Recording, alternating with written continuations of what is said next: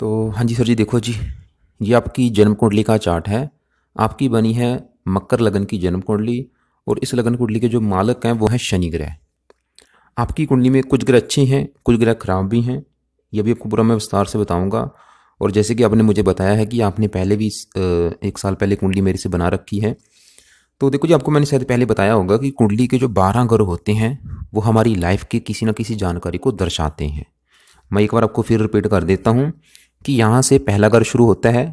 यह है पहला घर, आपका याद कर लो। ये है दूसरा घर, तीसरा घर, चौथा घर, ये है पांचवा घर, छठा घर, सातवां घर, आठवां घर, ये नौवां घर होता है, ये 10वां घर, 11वां, और ये लास्ट वाला होता है 12वां घर। फिर आ गया पहला घर। ये जो पहला घर है, ये देखो जी आपका शरीर है। ये आपकी जो शरीर की बनावट, आपकी सेहत, स्वभाव, रंग रूप, पर्सनैलिटी, सर, मस्तक, इस पहले घर से दिखते हैं। दूसरे घर से धन देखा जाता है, खासकर धन जोड़ना। तीसरा घर होता है छोटे भाई बहनों का। चौथे घर से आपकी माता, मकान, वाहन का सुख देखेंगे। पांचवा घर आपके बच्चों का है। छठा घर शत्रु रोग कर्जे का होता है। सातवां घर होता है विवाह का। आठवें घर से उम्र देखी जाती है। नौवां घर भाग्य का। 10वां घर काम काज का। 11वां घर लाभ का। 12वां घर खर्च का होता है। और इन घरों के जो मालक होते हैं उनको देखा जाता है। जैसे कि ये 7वां घर आपकी मैंने पत्नी का बोला है, तो उसके लिए यहाँ पे 4 नंबर लिखा है, मालक है चंद्रमा। चंद्रमा को देखेंगे। चौथा अगर आपकी मैंने माता, मकान, वाहन का बोला है, तो उसके लिए यहाँ पे 1 नंबर लिखा है, मालक मंगल है, मंगल को देखेंगे। और ये देखो जी, 9 ग्रह एक्टिवेट कब होते हैं? ये एक्टिवेट तब होते हैं जब इनकी दशा आती है, उस समय इनका बड़ा असर होता है। तो अभी जैसे कि आपके ऊपर चल रही है बड़ी महादशा, वो है शुक्र ग्रह की। ये 2017 से चली है, फरवरी 2017 से। अभी काफ़ी लंबी चलेगी क्योंकि शुक्र की दशा सबसे बड़ी होती है, ये 20 साल की होती है। तो ये 37 में ख़त्म होगी। तो आप समझ लो कि आपके ऊपर बड़ा असर शुक्र का है। अभी वर्तमान में 80% शुक्र का असर है और 20% आपके ऊपर असर है चंद्रमा का। इसकी चल रही है अंतर्दशा। छठा महीना 21 चली है, 23 में खत्म हो जाएगी। तो इन दोनों ग्रहों का आपके ऊपर असर है। वैसे ज़्यादा असर आपके ऊपर शुक्र का है। तो आपके लिए देखो जी, शुक्र को देखना, समझना ये बहुत जरूरी है कि आपका शुक्र कैसा है, आपको पता होना चाहिए। तो शुक्र की सबसे पहले बात करते हैं।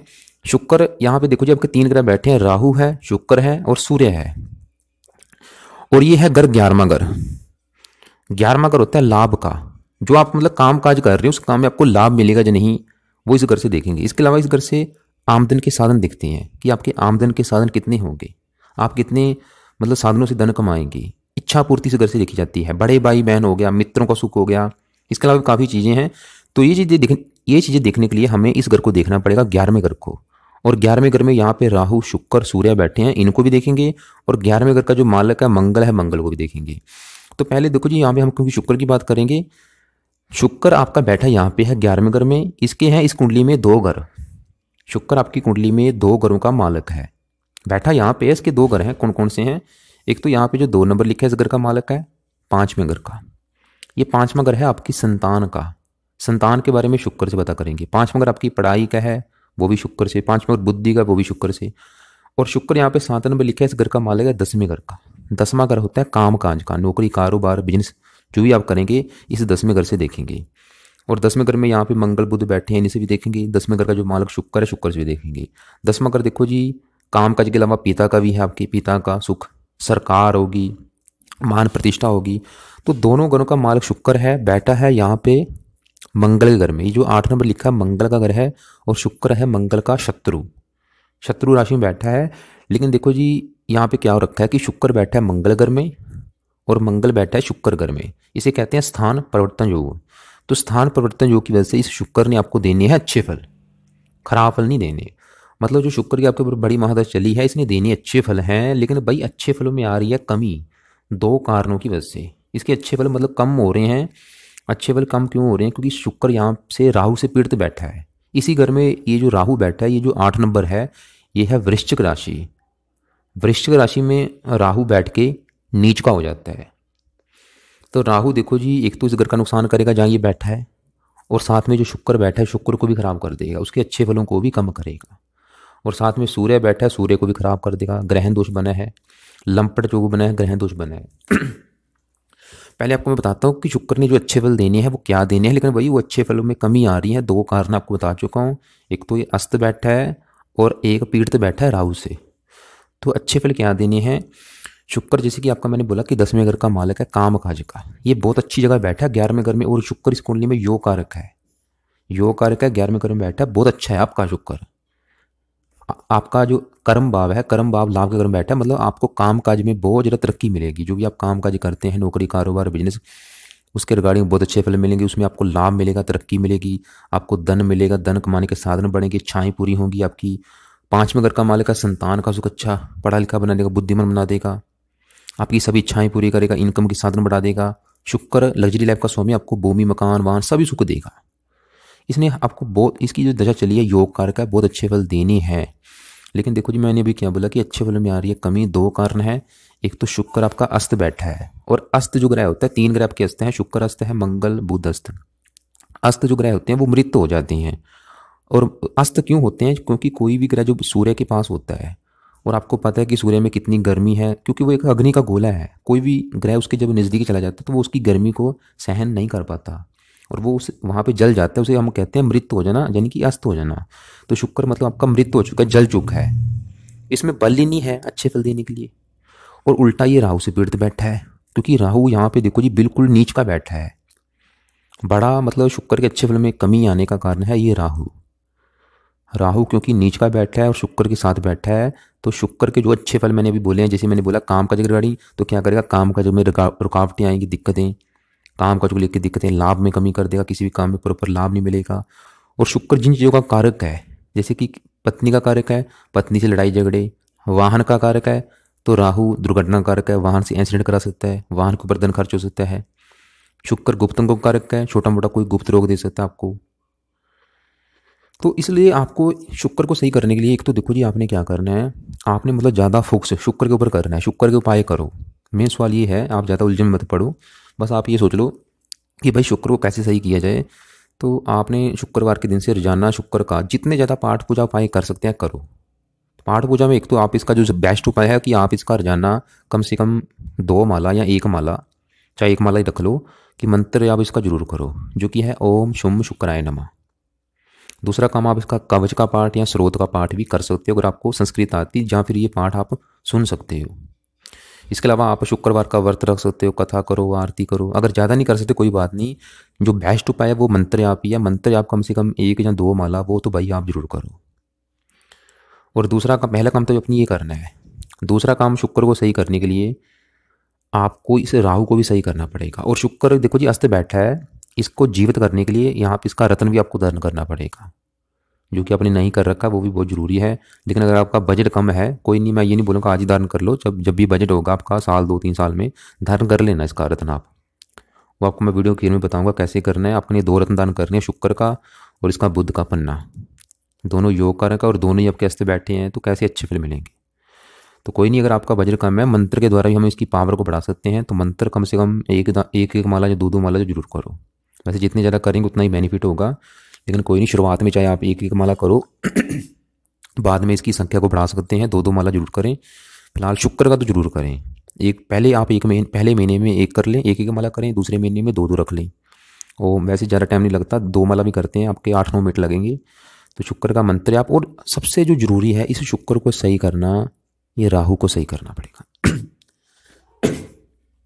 जैसे कि मान लो, आपको मैं एक एग्जाम्पल समझाता हूँ। मान लो एक घर है, मान लो आपका घर है, आपके घर में कोई आपका जो दुश्मन बंदा है वो आपके घर में बैठा है आपकी। देखो जी, जहर सी बात है, जो आपका दुश्मन होगा वो आपके घर का पूरी तरह से नुकसान करेगा। जो भी आपके घर में सामान पड़ा है, टीवी फ्रिज वगैरह, वो उनको तोड़ेगा। उल्टा जो आपके वहाँ पे कोई फ्रेंड बैठे हैं उनको भी मारेगा, वो उनको भी नुकसान पहुंचाएगा। वो काम यहाँ पे करेगा राहु। राहु की ये नीच राशि है, 11वें घर में बैठा है, इस घर का तो ये नुकसान करेगा पूरी तरह से आपको। मतलब राहु को, अगर आपने राहु को सही कर लिया, आपकी लाइफ में चेंज आ जाएगा। इसलिए वही राहु को सही करे। राहु ने शुक्र को भी खराब कर रखा है, सूर्य को भी खराब कर रखा है। तो राहु यहाँ पे क्या करेगा, एक लाभ है, किसी भी काम में प्रॉपर लाभ नहीं मिलेगा।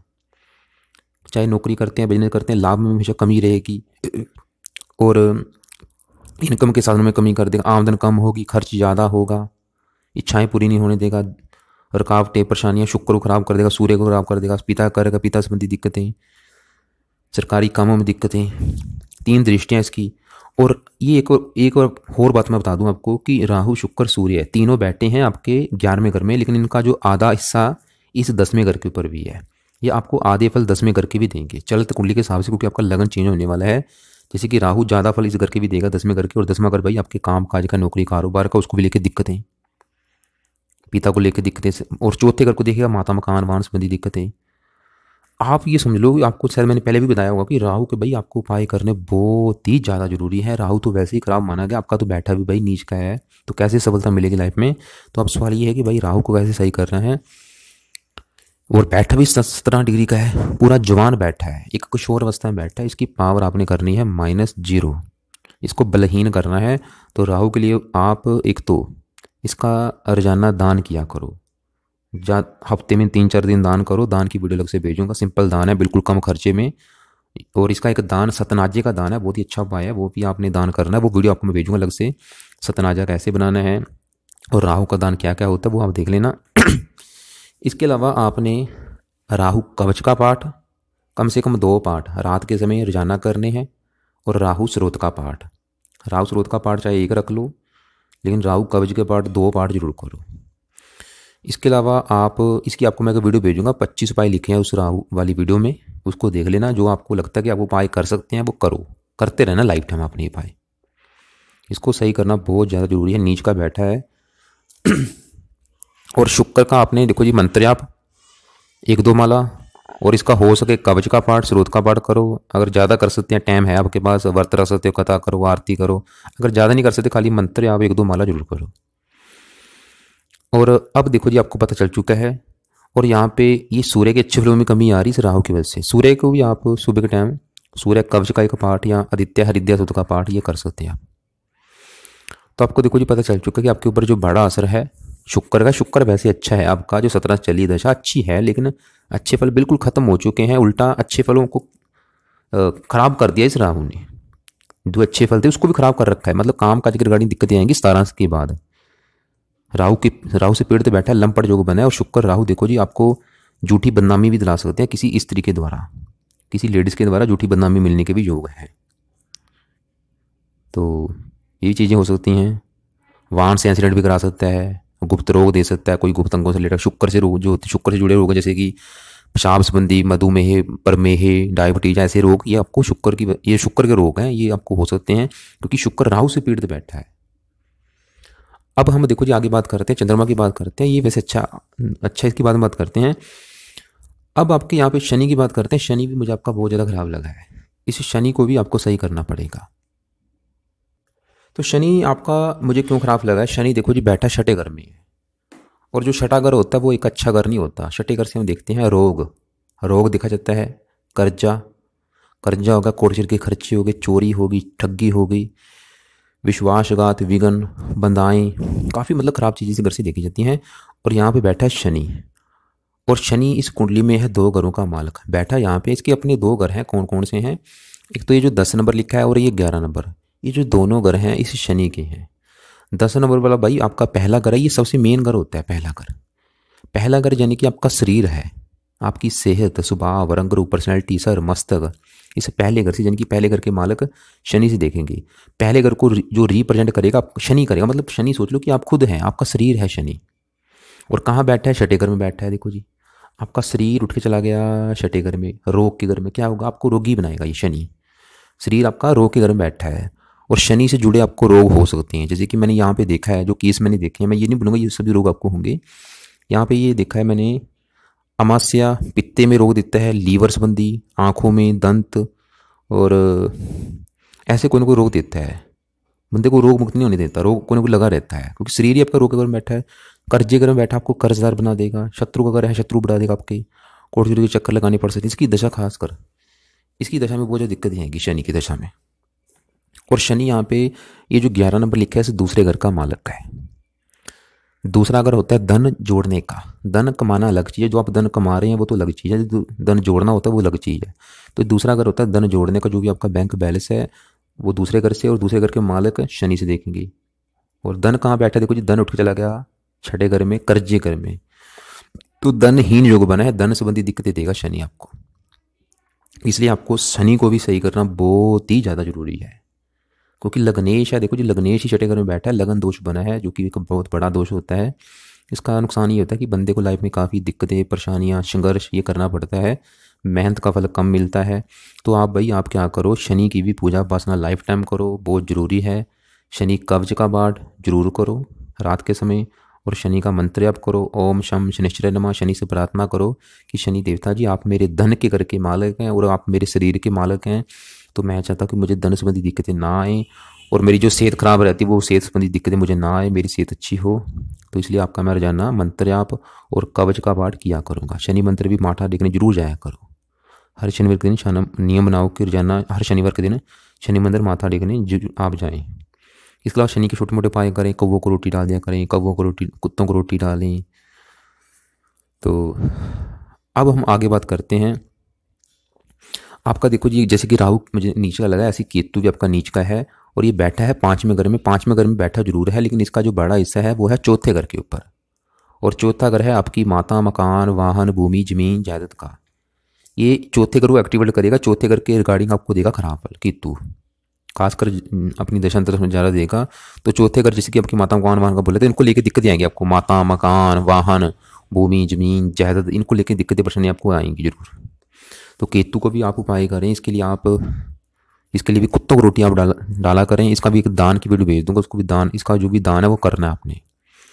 और रात को केतु कवच का भी पाठ, कम से कम एक पाठ 2 मिनट का पाठ है, वो भी जरूर करें। अब देखो जी, आगे बात करते हैं। यहाँ पे गुरु की बात करें। गुरु भी आपका मुझे खराब लगा है, क्योंकि गुरु इस कुंडली में मार्केश है।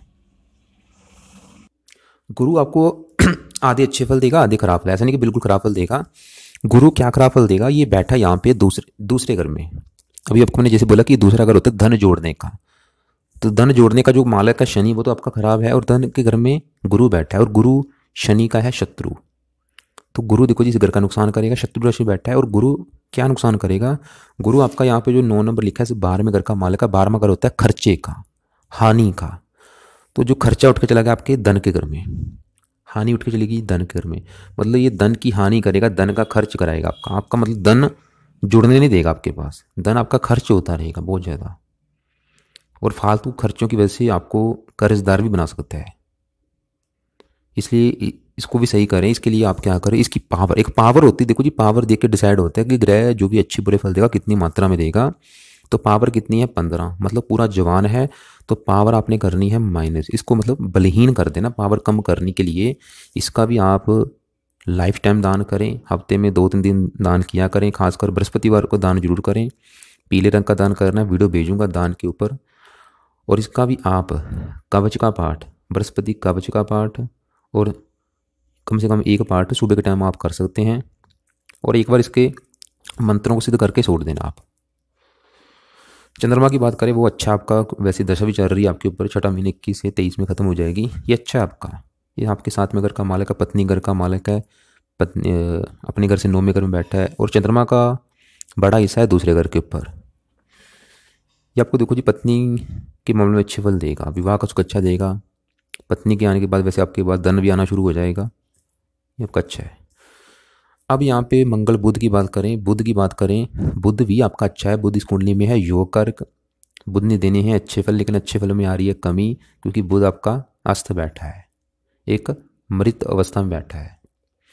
अच्छे फल ये देगा। 6 नंबर लिखा है 9वें घर का मालिक है भाग्य घर का, आपको भाग्यवंशी कर्म भाव में बैठा, भाग्यवंशी आपको नौकरी कारोबार का सुख अच्छा देगा।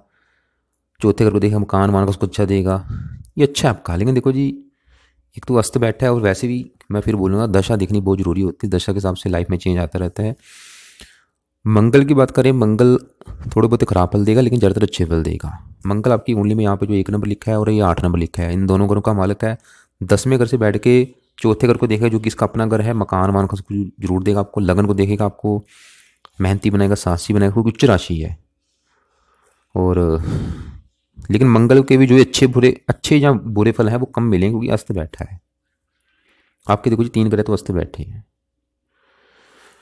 तो अब देखो जी मैं एक बार फिर रिपीट करूंगा कि आप एक बार नोट कर लो क्या क्या करना। अभी सबसे जरूरी है कि आपको शुक्र को, इसकी पावर को बढ़ाना। ये मर चुका है, जीवित, इसको इस मरे को जीवित करने के लिए एक तो आप इसका मंत्र आप 2 माला जरूर करो, ओम शुम शुक्राय नमः।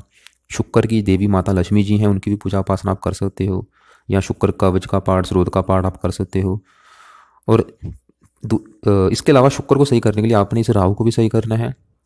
राहु का दान, कवच का पाठ, स्रोत, वो सभी वीडियो आपको मैं भेज दूंगा कैसे करनी है पाठ पूजा राहु के वाली। तो इसके अलावा आपने केतु के भी उपाय करने हैं। केतु के लिए आपको मैंने कुत्तों को रोटी बोला है, केतु कवच का पाठ बोला है। और शनि को भी सही करना बहुत ज़रूरी है, क्योंकि मेन देखो जी लग्नेश है और धन का मालक है। तो शनि के लिए एक तो शनि का मंत्र आप शनि मंदिर जाना है, और शनि कवच का पाठ, और शनि का दान भी आप कर सकते हैं शनि मंदिर में जाके। और गुरु का भी दान करने के लिए बोला है, क्योंकि खर्चे का स्वामी है, धन कर बैठा है, धन की हानि कर रहा है, धन आपको बनने देगा, धन आपका खर्चा होता रहेगा। तो जो आपने मंत्र आप करने हैं, मंत्र आप एक बार समझ लो। शुक्र का सुबह के टाइम 1-2 माला, चाहे 1 माला रख लो स्टार्ट में, ओम शुम शुक्राय नमः। बुध का भी आपने लाइफ टाइम 1 माला करना है, भाग्य का माला का भाग्य साथ देगा अगर आप इसका करते हैं, ओम बुम बुद्धाय नमः। और 1 माला सुबह के टाइम आप मंगल का कर सकते हैं, ओम अंग अंगारकाय नमः। शुक्र का, बुध का और मंगल का।